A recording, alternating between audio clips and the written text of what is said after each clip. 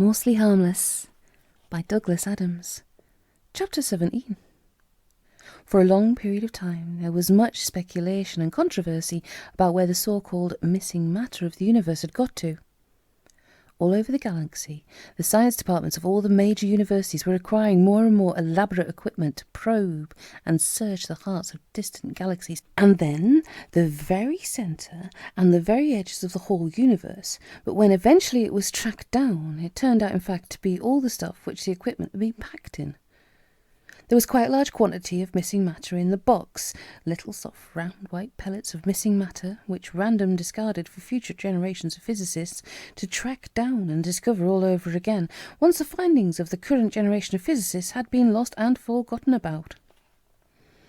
Out of the pellets of the missing matter, she lifted the featureless black disk. She put it down on a rock beside her and sifted amongst all the missing matter to see if there was anything else, a manual or some attachments or something. There was nothing else at all, just the black disk. She shone the torch on it. As she did so, cracks began to appear along its apparently featureless surface. Random backed away nervously, but then saw that the thing, whatever it was merely unfolding itself. The process was wonderfully beautiful. It was extraordinarily elaborate, but also simple and elegant. It was like a piece of self-opening origami, or a rosebud blooming into a rose in just a few seconds. Where just a few moments earlier there had been a smoothly curved black disk, there was now a bird hovering there. Random continued to back away from it, carefully and watchfully. It was a little like a picker bird, only rather smaller. That is to say, in fact, it was larger, or to be more exact, precisely the same size, or at least not less than twice the size. It was also both a lot bluer and a lot pinker than pickerbirds, while at the same time being perfectly black. There was also something very odd about it, which Random couldn't immediately make out. It certainly shared with pickerbirds the impression that it gave that it was watching something that you couldn't see. And suddenly it vanished. Then, just as suddenly, everything went black. Random dropped into a tense crouch, feeling for the specially sharpened rock in her pocket again.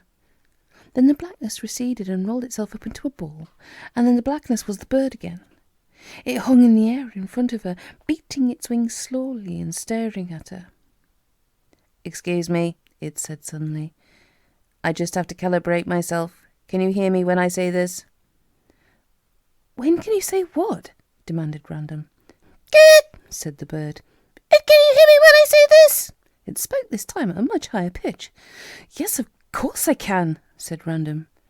"And can you hear me when I say this?" it said, this time in a sepulchrally deep voice. "Yes." There was then a pause. "No, obviously not," said the bird after a few seconds. "Good, well, your hearing range is obviously between 20 and 16 kilohertz, so is this comfortable for you?" it said in a pleasant, light tenor. "No uncomfortable harmonics screeching away in the upper register?" "Obviously not. Good, I can use those as data channels. Now, how many of me can you see?" Suddenly the air was full of nothing but interlocking birds. Random was well used to spending time in virtual realities, but this was something far weirder than anything she'd previously encountered. It was as if the whole geometry of space was redefined in seamless bird shapes. Random gasped and flung her arms round her face, her arms moving through bird-shaped space. Obviously way too many," said the bird. "How about now?" It concertinaed into a tunnel of birds, as if it was a bird caught between parallel mirrors, reflecting infinitely into the distance. "What are you?" shouted Random. "We'll come to that in a minute," said the bird. "Just how many, please?" "Well, you're sort of—" Random gestured helplessly off into the distance. "I see.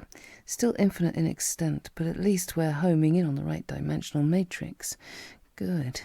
No, the answer is an orange and 2 lemons." "Lemons?" "If I have 3 lemons and 3 oranges, and I lose 2 oranges and a lemon, what do I have left?" "Huh?" "Okay, so you think that time flows that way, do you? Interesting. Am I still infinite?" it asked, ballooning this way and that in space. "Am I infinite now? How yellow am I?" Moment by moment, the bird was going through mind-mangling transformations of shape and extent. "I can't," said Random, bewildered. "You don't have to answer. I can tell from watching you now. So, am I your mother? Am I a rock? Do I seem huge, squishy, and sinuously intertwined? No? How about now? Am I going backwards?" For once the bird was perfectly still and steady. "No," said Random. Well, I was, in fact. I was moving backwards in time. I think we've sorted all that out now. If you'd like to know, I can tell you that in your universe, you move freely in 3 dimensions that you call space. You move in a straight line in a 4th, which you call time, and stay rooted to one place in a 5th, which is the first fundamental of probability. After that, it gets a bit complicated, and there's all sorts of stuff going on in dimensions 13 to 22 that you really wouldn't want to know about. All you really need to know for the moment is that the universe is a lot more complicated than you might think, even if you start from a position of thinking it's pretty damn complicated in the first place. I can easily not say words like damn if it offends you. Say what you damn well like. I will. What the hell are you? Demanded Random. I am the guide. In your universe, I am your guide. In fact, I inhabit what is technically known as the whole sort of general mishmash, which means, well, let me show you. It turned in midair and swooped out of the cave, and then perched on a rock just beneath an overhang out of the rain, which was getting heavier again. Come on, it said. Watch this. Random didn't like being bossed around by a bird, but she followed it to the mouth of the cave anyway, still fingering the rock in her pocket. Rain, said the bird. You see? Just rain. I know what rain is. Sheets of the stuff were sweeping through the night, moonlight sifting through it. So, what is it? What do you mean, what is it? Look, who are you? What were you doing in that box? Why have I spent a night running through the forest, fending off demented squirrels, to find out that all I've got at the end of it is a bird asking me what rain is? It's just water falling through the bloody air, that's what it is. Anything else you want to know, or can we go home now? There was a long pause before the bird answered. You want to go home? I haven't got a home! Random almost shocked herself. She screamed the words so loudly. Look into the rain, said the bird guide. I'm looking into the rain. What else is there to look at? What do you see? What do you mean, you stupid bird? I just see a load of rain. It's just water falling. What shapes do you see in the water?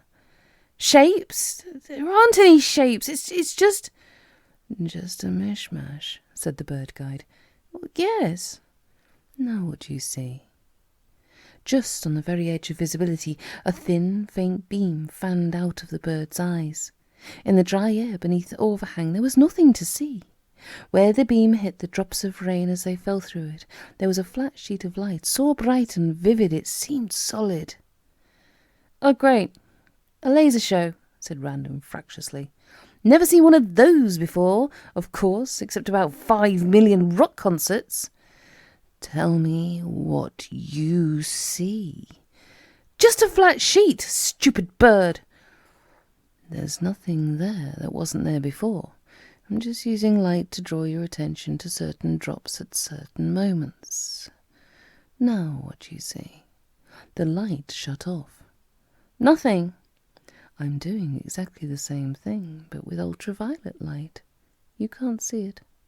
So what's the point of showing me something I can't see? So that you understand that just because you see something doesn't mean to say it's there. And if you don't see something, it doesn't mean to say it's not there. It's only what your senses bring to your attention. I'm bored with this, said Random, and then gasped. Hanging in the rain was a giant and very vivid 3-dimensional image of her father, looking startled about something. About 2 miles away, behind Random, her father, struggling his way through the woods, suddenly stopped. He was startled to see an image of himself looking startled about something hanging brightly in the rain-filled air about 2 miles away. About 2 miles away, some distance to the right of the direction in which he was heading. He was almost completely lost, convinced he was going to die of cold and wet and exhaustion, and beginning to wish he could just get on with it. He had just been brought to an entire golfing magazine by a squirrel as well. His brain was beginning to howl and gibber. Seeing a huge bright image of himself light up in the sky told him that, on balance, he was probably right to howl and gibber, but probably wrong as far as the direction he was heading was concerned. Taking a deep breath, he turned and headed off towards the inexplicable light show. "Okay, so what's that supposed to prove?" demanded Random. It was the fact that the image was her father that had startled her, rather than the appearance of the image itself. She had seen her first hologram when she was 2 months old and had been put in it to play. She had seen her most recent one about half an hour ago, playing the march of the Quantine Star Guard. "Only that is no more there or not there than the sheet was," said the bird. "It's just the interaction of water from the sky moving in one direction with light at frequencies your senses can detect moving in another. It makes an apparently solid image in your mind, but it's all just images in the mishmash. Here's another one for you." "My mother," said Random. "No," said the bird. "I know my mother when I see her." The image was of a woman emerging from a spacecraft inside a large grey hangar-like building. She was being escorted by a group of tall, thin, purplish-green creatures. It was definitely Random's mother. Well, almost definitely. Trillian wouldn't have been walking quite so uncertainly in low gravity, or looking around her at a boring old life support environment with quite such a disbelieving look on her face, or carrying such a quaint old camera. "So who is it?" demanded Random. "She is part of the extent of your mother on the probability axis," said the bird guide. "I haven't the faintest idea what you mean." "Space, time, and probability all have axes along which it's possible to move." "Still dunno, though I think no, explain." "I thought you wanted to go home." "Explain!" "Would you like to see your home?" "See it? It was destroyed." "It is discontinuous along the probability axis. Look." Something very strange and wonderful now swam into view in the rain. It was a huge, bluish-greenish globe, misty and cloud-covered, turning with majestic slowness against a black, starry background. "Now you see it," said the bird. "No, you don't." A little less than 2 miles away now, Arthur Dent stood still in his tracks. He could not believe what he could see, hanging there, shrouded in rain, but brilliant and vividly real against the night sky. The earth. He gasped at the sight of it. Then, at the moment he gasped, it disappeared again. And then it appeared again. Then, and this was the bit that made him give up and stick straws in his hair, it turned into a sausage. Random was also startled by the sight of this huge, blue and green and watery and misty sausage hanging above her, and now it was a string of sausages, or rather it was a string of sausages, in which many of the sausages were missing. The whole brilliant string turned and spun in a bewildering dance in the air, and then gradually slowed, grew insubstantial, and faded into the glistening darkness of the night. "What was that?" asked Random in a small voice. "A glimpse along the probability axis of a discontinuously probable object." "I see." "Most objects mutate and change along their axis of probability, but the world of your origin does something slightly different. It lies on what you might call a fault line in the landscape of probability, which means that at many probability coordinates, the whole of it simply ceases to exist. It has an inherent instability, which is typical of anything that lies within what we are usually designated the plural sectors. Make sense? No? Want to go and see for yourself? To the earth? Yes. Is that possible? The bird guide did not answer at once. It spread its wings and, with an easy grace, ascended into the air and flew out into the rain, which, once again, was beginning to lighten. It soared ecstatically up into the night sky. Lights flashed around it. Dimensions dithered in its wake. It swooped and turned and looped and turned again, and came at last to rest 2 feet in front of Random's face, its wings beating slowly and silently. It spoke to her again. Your universe is vast to you, vast in time, vast in space. That's because of the filters through which you perceive it. But I was built with no filters at all, which means I perceive the mishmash which contains all possible universes, but which has itself no size at all. For me, anything is possible. I am omniscient and omnipotent, extremely vain, and what is more, I come in a handy self-carrying package. You have to work out how much of the above is true. A slow smile spread over Random's face. You bloody little thing! You've been winding me up! As I said, anything is possible. Random laughed. Okay, she said. Let's try and go to Earth. Let's go to Earth at some point on its, probability axis? Yes, where it hasn't been blown up. Okay, so you're the guide. How do we get a lift? Reverse engineering. What? Reverse engineering. To me, the flow of time is irrelevant. You decide what you want. I then merely make sure that it's already happened. You're joking. Anything is possible. Random frowned. You are joking, aren't you? Let me put it another way, said the bird. Reverse engineering enables us to shortcut all the business of waiting for one of the horribly few spaceships that passes through your galactic sector every year or so to make up its mind about whether or not it feels like giving you a lift. You want a lift, a ship arrives and gives you one. The pilot may think he has any one of a million reasons why he's decided to stop and pick you up. The real reason is that I've determined that he will. This is you being extremely vain, isn't it, little bird? The bird was silent. Okay, said Random. I want a ship to take me to Earth. Will this one do? It was so silent that Random had not noticed the descending spaceship until it was nearly on top of her. Arthur had noticed it. He was a mile away now and clawsing. Just after the illuminated sausage display had drawn to its conclusion, he had noticed the faint glimmerings of further lights coming down out of the clouds, and had, to begin with, assumed it would be another piece of flashy sonne-lumière. It took a moment or so for it to dawn on him that it was an actual spaceship, and a moment or two longer for him to realise that it was dropping directly down to where he assumed his daughter to be. That is when, rain or no rain, leg injury or no leg injury, darkness or no darkness, he suddenly started really to run. He fell almost immediately, slid and hurt his knee quite badly on a rock. He slithered back up to his feet and tried again. He had a horrible cold feeling that he was about to lose Random forever. Limping and cursing, he ran. He didn't know what it was that he'd been in the box, but the name on it had been Ford Prefect, and that was the name he cursed as he ran. The ship was one of the sexiest and most beautiful ones that Random had ever seen. It was astounding, silver, sleek, ineffable. If she didn't know better, she would have said it was an RW6. As it settled silently beside her, she realised that it actually was an RW6, and she could scarcely breathe for excitement. An RW6 was the sort of thing you only saw in the sort of magazines that were designed to provoke civil unrest. She was also extremely nervous. The manner and timing of its arrival was deeply unsettling. Either it was the most bizarre coincidence or something very peculiar and worrying was going on. She waited a little tensely for the ship's hatch to open. Her guide, she thought of it as hers now, was hovering lightly over her right shoulder, its wings barely fluttering. The hatch opened.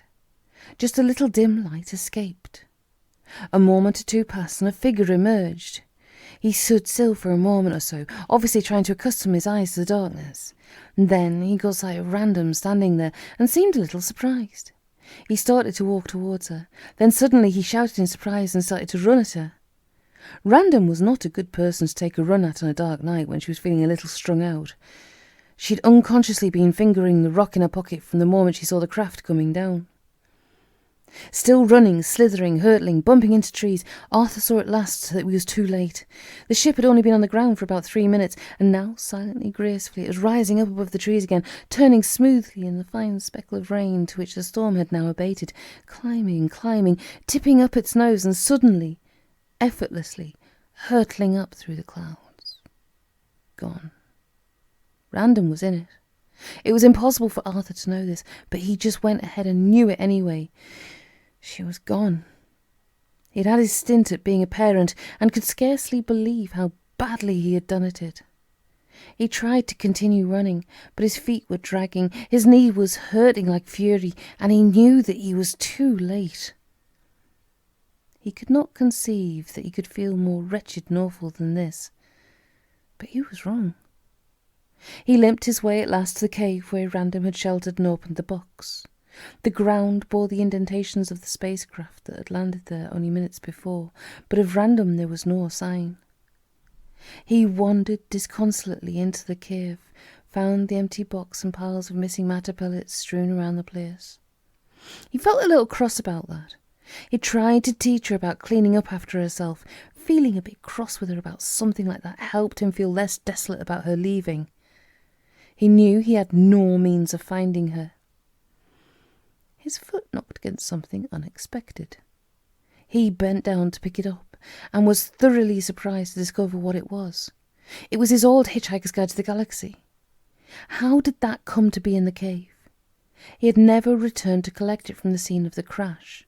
He had not wanted to revisit the crash. He had not wanted the guide again. He had reckoned he was here on Lamula making sandwiches for good. How did it come to be in the cave? It was active. The words on the cover flashed "Don't panic" at him. He went out of the cave again into the dim and dank moonlight. He sat on a rock to have a look through the old guide, and then discovered that it wasn't a rock. It was a person.